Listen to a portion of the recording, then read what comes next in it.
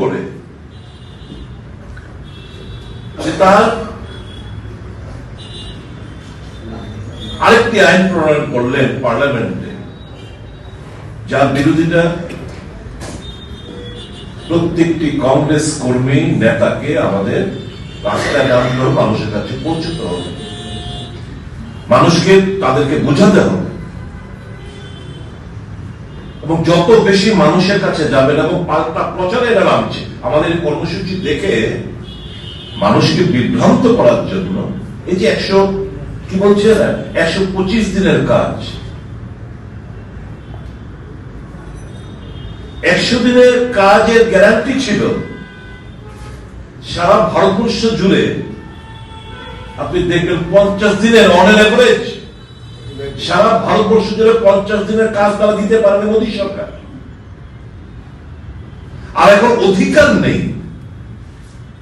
তার কোনো ক্লেম করা, কাজ দাবি করার তার কোনো ক্ষমতা নেই।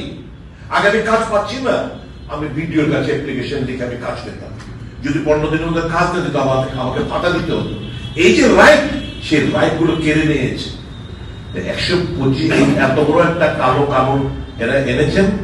125 দিনের কথা বলা হয়েছে ধোঁকা, কারণ একটা বিশাল বড় বার্ডেন রাজ্য সরকারগুলোর উপর চাপিয়ে দিচ্ছে। তো রাজ্য সরকার স্বাভাবিকভাবেই ওই যে তার যে মানসিকতা যে আমি আইনটাকে বাতিল করব, এইটাকে এই নতুন আইন এনে তার ওই যে ইচ্ছাটাই, কারণ এই সরকার গরিব বিরোধী সরকার।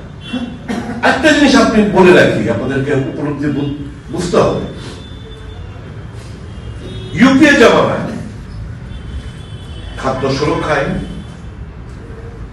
কাজের আইন, শিক্ষার আইন, স্বাস্থ্যের অধিকার, এই বিলগুলো যখন ঐতিহাসিক জনকল্যাণমুখী এই বিলগুলো, এই আইনগুলো আনছিল, এই যে আজকে যারা ভারতবর্ষ শাসন ব্যবস্থা করছে একজনকে সামনে রেখেছে ঠিকই, কিন্তু দেশের কন্ট্রোলিং ভারটা কার হাতে?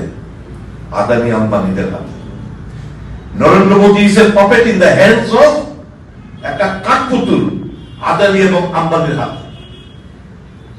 যখন কংগ্রেস মনমোহন সিং সরকার যখন এই গরিবের শ্রমিক মেহনতি মানুষের কথা মাথায় রেখে একের পর এক আইন আনছিলেন, পাশ করাচ্ছিলেন, মানুষের কাছে অধিকার, মানুষের কাজের দাও, মানুষকে খাদ্য দাও, মানুষকে শিক্ষা দাও, মানুষকে স্বাস্থ্য দাও, এই আইনগুলো যখন আনছিলেন, তখন এই যে কর্পোরেট সেক্টরের দালালরা, মালিকরা